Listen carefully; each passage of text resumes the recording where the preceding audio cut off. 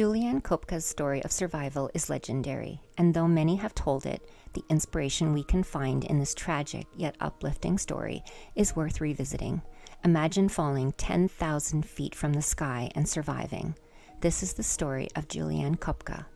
On a balmy Christmas Eve in 1971, Juliane Koepcke with her mother board LANSA Flight 508, a Lockheed L-188A Electra turboprop at Jorge Chavez International Airport in Lima, Peru.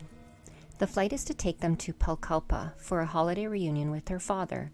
The flight time would normally only be about 1 hour. She had been away at boarding school in Lima, and she was eager to return to her cherished rainforest home. Her mother booked the flight with LANSA against her father's warnings, and without his knowledge at the time, because it was the only airline with available seats so close to Christmas. Little did they know this was LANSA's last operational aircraft. The aircraft had a troubling history with 2 previous crashes, one of which had tragically included an entire class of schoolchildren. Only a co-pilot had survived, and even then he had sustained severe injuries. They even had a grim saying, "LANSA se lanza de panza," meaning LANSA lands on its belly.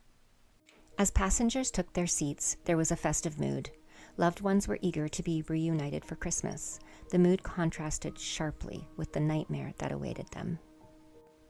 Juliane takes a window seat with her mother beside her. She is the only child of Maria and Hans Wilhelm Koepcke, born in Peru in the fall of 1954.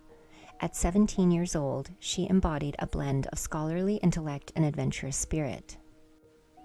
She was fluent in German, Spanish, and several indigenous languages. She possessed an encyclopedic knowledge of the rainforest, a gift from her parents.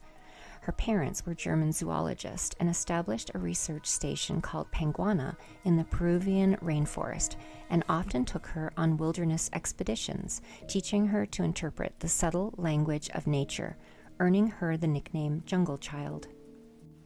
As the aircraft ascended that fateful Christmas Eve, the 92 passengers and crew aboard chatted merrily, oblivious to the brewing storm forming along their fateful path.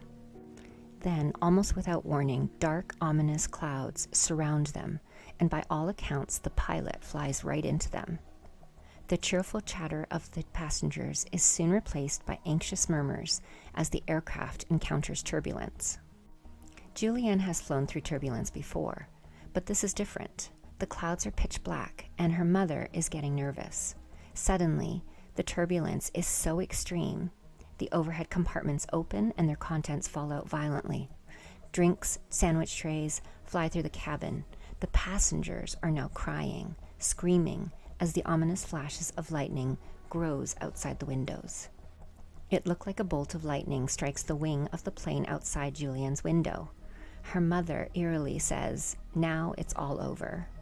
The cabin is plunged into chaos, and the nose of the plane is almost vertical, plummeting from the sky. The noise becomes deafening with screams, mechanical groans, and the roaring storm outside. Then suddenly there are no more sounds, except the rushing air around her. She is no longer inside the plane, and realizes she's hurtling downward. Still strapped to her seat, her belt is squeezing her so tightly it hurts, and taking a breath is almost impossible.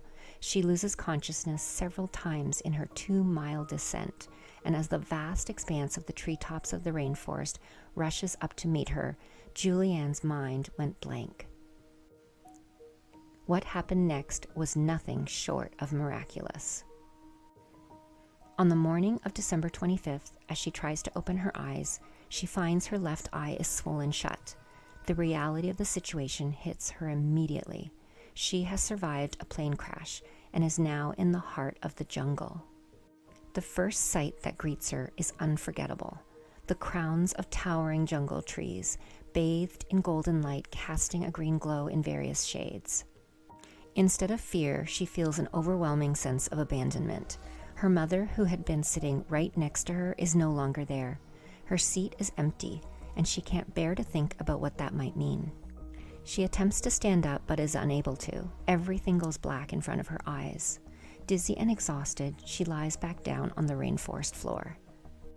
After a while, Juliane musters the strength to try standing again. She manages to get onto her knees, but the world immediately goes black again. A wave of dizziness forces her to lie back down. Undeterred, she persists, attempting again and again until she finally succeeds. It is then that she discovers the extent of her injuries. Her right collarbone feels strange.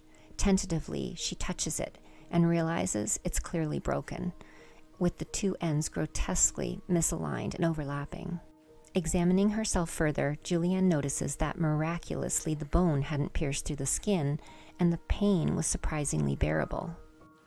Her eyes then fell upon a deep gash on her left calf, about 1.5 inches long, looking like a jagged canyon, as if it had been cut by a rough metal edge. Oddly enough, it wasn't bleeding at all. Suddenly, a chilling realization struck her. She was utterly alone. No one was around. Panic surged through her as she got down on all fours, crawling on the jungle floor, desperately searching and calling for her mother. But only the jungle sounds answered her pleas. Suffering from a concussion, a broken collarbone, and deep cuts, she knew she needed to get help as soon as possible. Remembering her father's teachings that following water would lead her to civilization, Juliane's first challenge was to find a source of water. Alone and injured in the vast Amazon, how did 17-year-old Juliane survive in the jungle? Tune in to the next episode to hear more of her remarkable story. If you're enjoying this content, remember to like and subscribe. It helps us put out more content. Thanks for watching.